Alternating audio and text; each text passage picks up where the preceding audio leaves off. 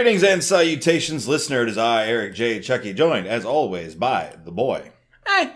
This week on the Two Nudes podcast, two nudes. No. I've got my pants on. Same. And always. This week on the Two Nerds podcast, we are talking about clerics. Of Dungeons and Dragons fame. Sure. Not technically what my job is. Yeah. It is. This is the DnD podcasts with the classes and the such. You may be able, for those listeners who have a keen eye for dates, if you're catching this after the fact, it's been a couple weeks. We're dumb. We'll talk about that in a different podcast, though. Maybe you've already listened to that one. Possibly. We have a lot to cover for clerics, so I say we jump into Cleric Town. Okay. Let's get a holy symbol. Let's show people our holy symbol, and then watch as they cower in terror. I'm not going to read any further into that than what you've said. I'm just going to continue on. Cool. So, Cleric is an interesting class. It's a class that's been around pretty much since the beginning. Yep. And it is a class that I feel is a cornerstone of D&D, both thematically, in a way that some other classes really aren't, and in terms of how the system thinks about balance. Because I would say that's true of the main four. You have fighter, thief, cleric, wizard. Yeah. And it shows it. It is best in class at a couple things. Notably healing. It being the chief of those, which is what the cleric is for. You know what I find super interesting, though, is that as time has passed and as things have changed and evolved, core baseline cleric, without choosing a domain, which is their subclass, you scare off undead, and you get divine intervention. Healing is a part of their spell access, certainly, but that is an interesting thing. Yeah. And it's strange that between healing and turn undead for 5th edition, the thing they made central to the class's identity was turn undead? Well, I think it's because our ideas of a cleric have evolved in terms of play. You know, what's the difference between a cleric and a cultist? A lot of cultists might roll warlock, but if, the deity they're a cultist to is still a deity, and all deities have access to giving their people healing magic, then ... So, you also might have more clerics that aren't as focused on repairing wounds. They're like pseudo-paladins. Yeah, that's the thing, is Cleric being a full casting class makes them feel different than Paladin, because they are just fundamentally more focused on spells, unless you pick one of a couple of the many, many subclass options that turn you more into a melee fighter. But because they made healing, again, unless you pick a healing-focused subclass, secondary to turning undead and, really like your Sky Dad really liking you, or Underground Dad, we don't judge here. Whichever floats. Underground Mom, all options are open. But it feels like in 5th edition, Cleric and Paladin overlapped thematically a lot more than they previously did. Because they loosened the rules for Paladin a lot. And also they loosened the idea of what a cleric is, so they just kind of thematically overlap more. I think their traditional thematics overlap more, but I also don't think they fully apply to those traditional thematics anymore. A paladin is much more a champion. Not to be confused with a champion fighter, but they are hard for a cause. And not necessarily a specific deity. Now, usually when you're playing, your paladin will have one of those. But It's more about an aspect that the being they worship represents, more than being a divine extension of that higher tier entity, which I think is what clerics fulfill. Clerics, in a mechanical sense, no matter how strong your cleric is, they're not going to be as badass as your paladin in terms of like melee, tanky. They can get close. They can get pretty close. But they're not the paladin at the end of the day, especially after paladin capstones. Paladin has smite. And there are clerics with access to smite spells, but the paladin has like the paladin smite, the one that they can just do on top of the smite spell. So, I like to think of it as like I don't know, the difference between druid and shaman in WoW, or because it's less so the priest and paladin in WoW, because priests in World of Warcraft are cloth armor, Yeah. Whereas your cleric starts with medium armor. Yeah, your cleric starts out being a hard boy.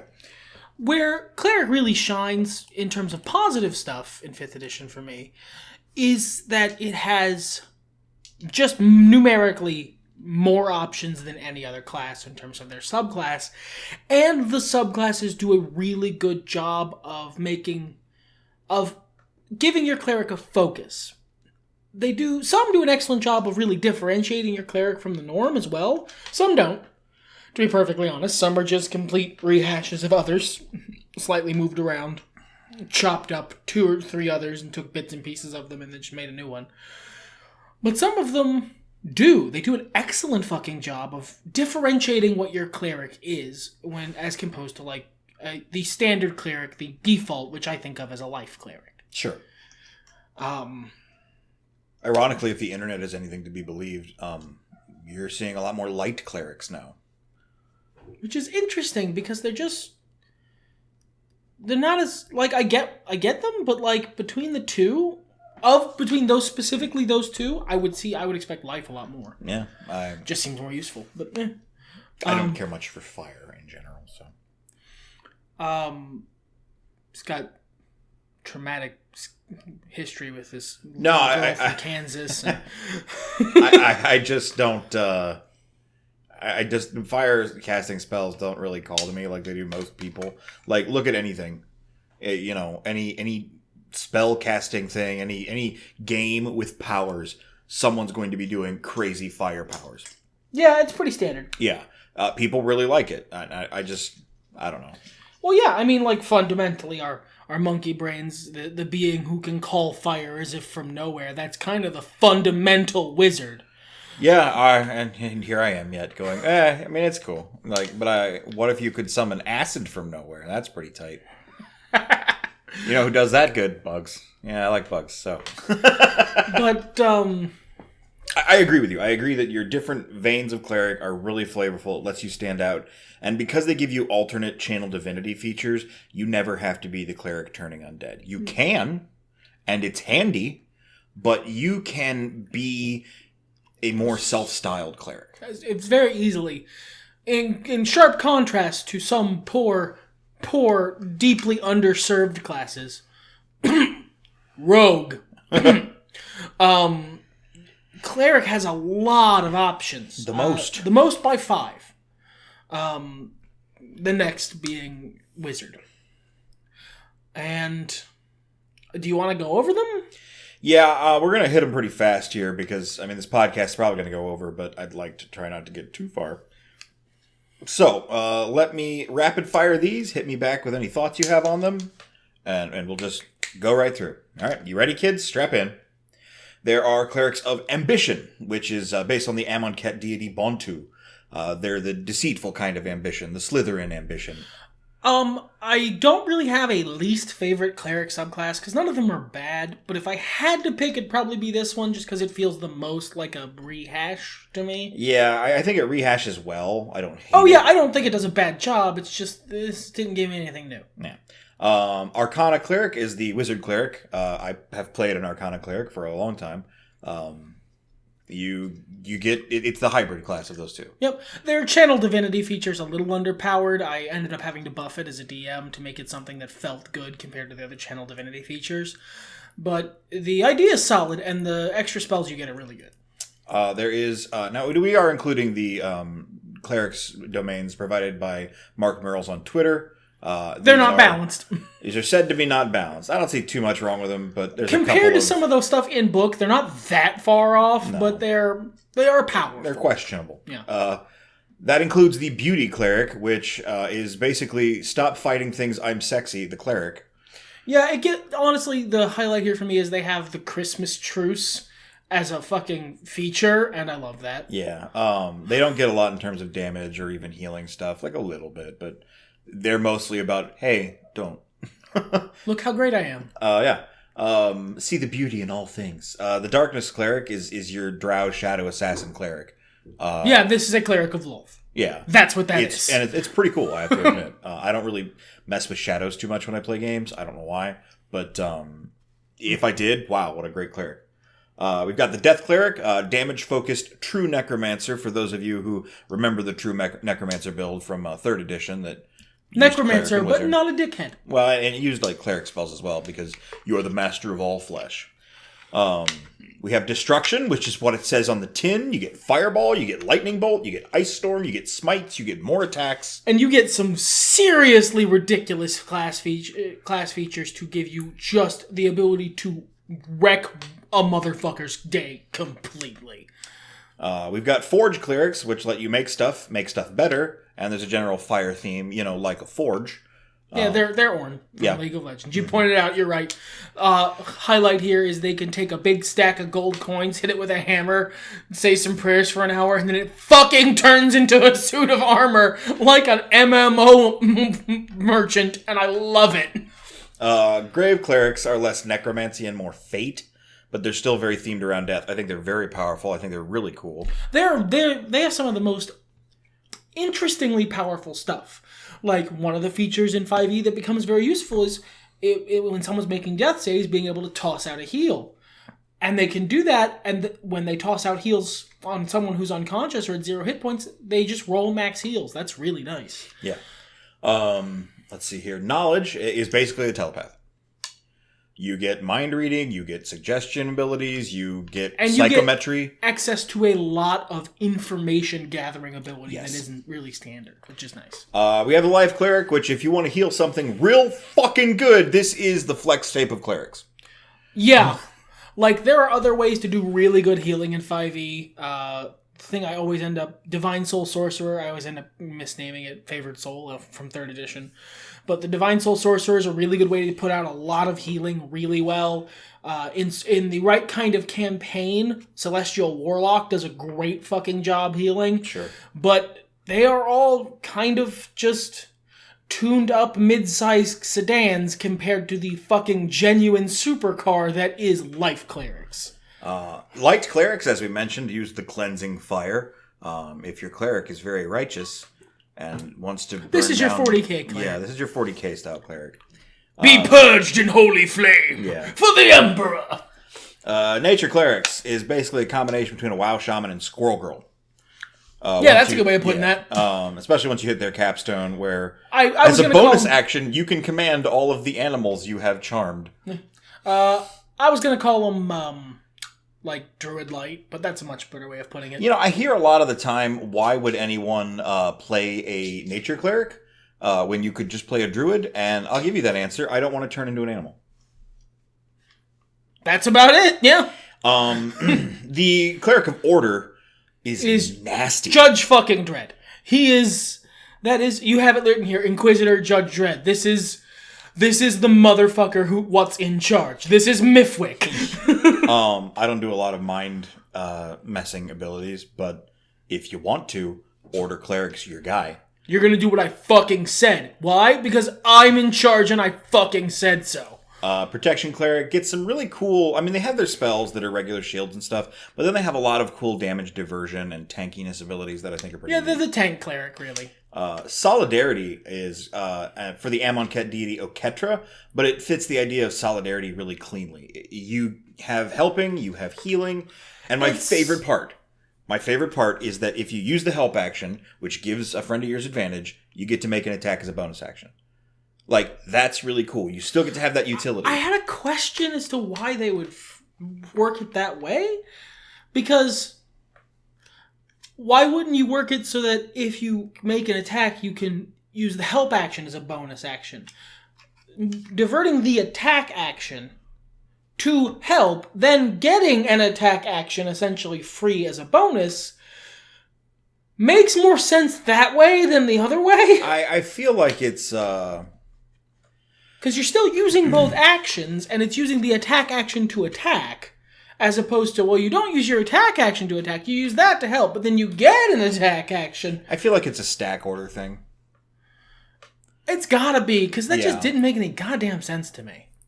And it might be, like, to help further clarify, what you might be allowed to attack. You can split your movement up, so... maybe it's because, maybe it's related to the dual wielding thing, where if you're not trained in dual wielding, it might bonus action attacks don't get your ability modifier. Maybe. Well, no, I think it's just offhand attacks don't get your ability modifier. Oh, well then, it might be with dual wielding, because then you don't... I don't know, because you wouldn't be able to do that anyway. No. I don't know. It was in It's really cool, don't get me wrong. It's just why they ordered it that way baffled me. A lot of the Unearthed Arcana and Plane Shift PDFs, because they're playtest material, and we treat them like they're not, but they are a little wonky. They are. Like, there's a rogue class that came out recently, the Revived Rogue, and it says you cast a spell, make a ranged spell attack, and it never says what attribute you use. Because there's the assumption that it's playtest material. You fucking know that. You sure. Use... Well, but you don't know that. Not for a rogue. Yeah. But, stuff like that. I just assume you use Dex if it's not going to say it. That's what I'm going to assume. Anyway. I bet it is, motherfucker. We have the Strength domain for the Amonkhet deity Ronas, which is nature, battle, and of course there's something to enhance strength checks. Yeah. That's big, strong, huge. Yeah. I like it. Tempest is wind, lightning, and thunder in any way you can imagine applying those. Trickery is Loki, which uses poison for a divine strike. Which is a cool way of doing that. Yeah, you got duplicates and clones. It's really cool. Yep. Twilight is you get inspiration through darkness and stars instead of light and fire with a lot of cleric stereotypes. War is basically the fighter cleric. This fits that pseudo paladin stereotype I mentioned earlier. I would say like protection is more the paladin, because paladin's a very protective class. Paladin's very tanky. I suppose you could be either one of those war or protection. If protection is the paladin cleric, war is the fighter cleric. Sure, that's fair. And Zeal finally for the Amonkhet deity Hazaret, excuse me. Well, which I think is kind of like a Phoenix cleric. Like they get thunder and fire abilities. They have a Phoenix ability as their capstone, and they get better at fighting. Yeah. So, do you have a favorite subclass of cleric? A favorite domain? I don't know that I do. I was reading through these, and I have... That's one of the reasons I like cleric, because I haven't played one in the 5th edition. No, that's not true. I played one life cleric for one damn session. I don't even remember this. He was a dwarf. Okay. He was a dwarf life cleric. I believe I actually named him Axe Beard Beard Axe because I didn't expect the game to last very long, and it did not. But it's a very well made class. A lot of the features of the subclasses get repeated a lot. You're going to see a lot of Divine Strike. You're going to see a lot of potent spellcasting. You're going to see a lot of a couple other features which get repeated throughout the various things. And that's not really bad necessarily, but it does make, if you're reading them all at once like I did today to refresh what I didn't know, because I haven't looked very deeply at Cleric before this, to be honest, it gets a little samey. But I don't think it would in practice. I think those are just really good things to add on to the Cleric chassis so they get repeated a lot. Yeah, stuff like potent spellcasting is quiet. Quiet, but just really solid and good, and of course you see it a lot. That makes sense. Yep. But I don't know that I have a favorite one. I just have ideas for most of those. That's a good point. Like, I don't have If you asked me, if you said, hey, you're going to play a cleric in a game, we're starting tomorrow. I don't know what I'd make, but I have an idea for most kinds of cleric. For most of those subclasses, a character I could play. And in a way, that's a really good thing to be able to say. Cleric is one of my favorite classes, if not my favorite. I have to play more Artificer and some of the other subclasses to really say, but among the domains that I like a lot, Beauty, I thought that was really cool. Arcana, as I said, I played one for 13, 14 levels, and I really enjoyed it. Grave, the necromancy, it's more like Fate. I think that's really neat. Oh, I've always liked that one, actually. Life, I only recently found out how good it was, and I don't want to play one. Solidarity is really cool. I really like that setup. And it's a better warlord than the warlord class that I saw. Like yeah. It's not bad at all. And Twilight, the new one. Not bad. Yeah, it's got some really cool ideas. I like that it is specifically Twilight and not darkness. It is stars. It's Mother and Moon, light. Yeah, not Father Sun. Yeah, I really enjoy the options you have for that. My setting. Anyway, least favorite. You said yours is probably the Ambition, just and because not because it's bad, but just because of all of them, it is the one that didn't show me anything I haven't seen before. That's a fair assessment. Honestly, most of the Amonkhet ones, except for Solidarity, I think are a little weak. Personally, I don't like Zeal or Strength, just because I don't like the concepts that are way too tied into the fluff of where they come that from. always tends to bother you. Yeah, the new Rune Knight. Whereas Fighter. I'm very comfortable ripping that shit out. Sure, I just, if I don't have to homebrew, I don't want to, you know? Like, I'd rather be able to play something as it's written and not be like, oh, well, why is my Cleric of Strength really into nature? Oh, because the god this originally came from was really into nature. Then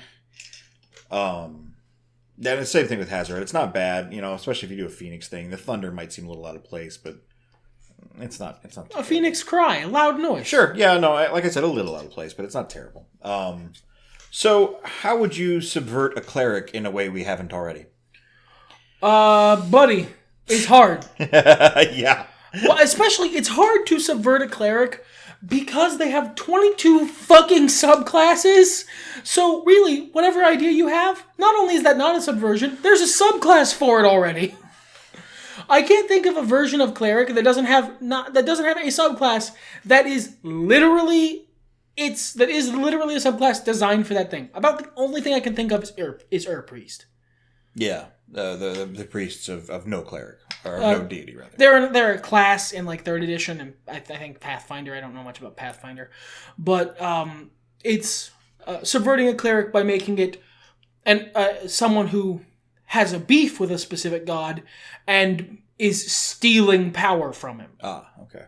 I mean, you could subvert it exactly that way. Honestly, yeah. That's about the only thing I can think of, because that's just subverting the fundamental concept. You're not revering this deity, you're stealing his power because you have some artifact or something that lets you. That's kind of cool. Even with Divine Intervention, it's kind of like a good snatch. Yeah, it's you pulling power from a deity you hate to do your will with his might. I'd say that's a good way to subvert, like literally, subvert your cleric. The way we did it before was... I didn't have a deity. Suddenly I had powers. And that was kind of cool because it let us go on a big grand quest. Who is my deity? Yeah, he was recruited. Yeah. So I know you said you don't have any specific hard ideas right now, but how would you play this? For any... just pick one. Honestly, I like this idea. Pick one of these and I'll tell you what I would play. All right. Not Ambition, because that's boring. No. Let's say a cleric of destruction. In the fluff that I read through a bit of, it suggests evil deities. Sure. Clerics of Tiamat or Gurmush or something like that. I don't think that's what I would do. I would play a cleric of destruction as essentially a cleric of Shiva. Okay. Just destruction is a part of the order of the universe. In as much as I can heal, in as much as I know the spell Cure Wounds and can heal my party, there also must come a time for things to be ended. a disciple of Alduin, as it were. Yeah. I think that's really cool. You could also do because they allow for clerics of concepts and things like that, not just, specific deities. If you did a cleric of the astral chaos, I can draw upon the elements because I draw from the center of all things. Yeah. Yeah, I think that'd be pretty cool, specifically in that sense. I don't know if that's specifically what I would do. You know what? We'll reverse it. Okay, all right. I will pick one of these, and you will tell me what you would do with that. All right. Let's see here. You know what? You've been talking it up. I want to hear what you'd do with a Solidarity Cleric. I kind of knew you were going to pick that. It was that in life, I'm going to be honest. Well, it would be a lot like Life Cleric. It depends on the deity. I'd have to come up with something for the deity. I think a Solidarity Cleric would end up looking a lot like a character I played for about 2 sessions who was a monk named Cousin Milos. Cousin Milos was the Amonkhet variant of a Minotaur, the one that are... big ram people. Big rams. He basically bounded down from the mountains and ran around helping people, and he would make the excuse of, we always help family, and you are my family. You're a distant cousin. I'm sure I saw you at family reunion somewhere. And, just do playful stuff like that, but still help people. I feel like that's maybe not that exact character, but that is the embodiment of Solidarity Cleric. Someone who's just here to help. I am 100% here to help. What are you doing over there? You making a thing? I'll watch you make the thing. That's fine. Hey, you made the thing better. I believed in you. Good. Stuff like that. We'd have to come up with a deity. It's like a non-shitty version of fucking Bolieve. Yeah, basically. Yeah. Just a motivational speaker. Yeah. And you get some good side benefits from it as well that I'd love to be able to apply. And you are, of course, still a fucking cleric. Yeah. Yeah, just basically your good brother, everyone's best friend. Your good brother. I like that shit. I like that idea. Dude. Yeah, I really was taken by the Solidarity Cleric. How, and this is something we covered a lot more in races, but as a DM, how do you work clerics into your world? I don't have any. No one's playing a cleric. Not as players, but in the world. How do clerics exist in the fabric of your world? So, it works a little interestingly in my world, basically for 2 reasons. One, the stuff I draw from doesn't tend to have big, powerful gods that give you direct ability. Because the settings I draw from, most gratuitously, are Dragon Age and Final Fantasy and, there's a couple others I can't think of off the top of my head. World of Warcraft, but Warcraft draws from the light, and I don't have the light. So deities are kind of downplayed in my world, on top of the fact that I don't have any player characters who have divine magic. I have not had to think about the deities. We fought some aspects of evil deities. They definitely exist. But it's not really been something that's come up. I think you guys talked to a church once, but one of my players is going on a quest for holy books, and it's been a pain in the ass because religion is so downplayed in my world that it's not like you can just crack into any church and be like, hey, can I borrow your Quran for a minute? So I feel like the clerics that would be in my world, I wouldn't say few and far between, but not as numerous as other classes might be. And so they have that strong direct connection to... it's not so much, I am a cleric of the Order of Saint Dumas or whatever, whereas I am part of a religious organization and I pray and I get prayers, so much as, oh yeah, I'm Steve, I work for Deity Bill. We know each other. Well, we met in a bar once. it gets to that level pretty quick just because of the way a cleric's abilities go. But I think whereas in a typical fantasy setting, just my generic D&D, I've done no work in this. Most of the lay people and members of the church are low-level clerics that probably won't get very high. Most of the lay people and members of the church in my setting would be regular people who just worship a deity. Whereas the clerics are oh no, that guy gets powers. I like that. I tend to weave them much more culturally in. Yeah. I try and make... if there is going to be a heavy enough religious aspect of a culture in my world that they would have clerics, I try and take a look at how having clerics who have literal magic powers from God would affect the society. And it's cool. I think... It kind of goes in hand with the fact that in my setting, in case you haven't noticed, most deities don't... interfere much with the material world. No, yeah, you mentioned a couple of times that there are rules. I'm sure those won't come into play as the campaign winds No, not at all.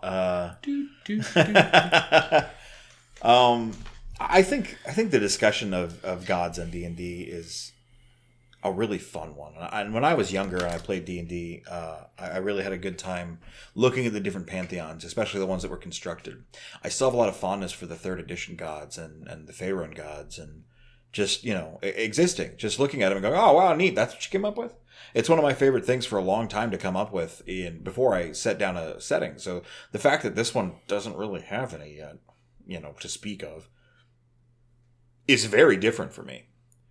Yeah, I can see that. Because, like you said, I feel like it informs the culture a lot, so I tend to, figure out deities, really early.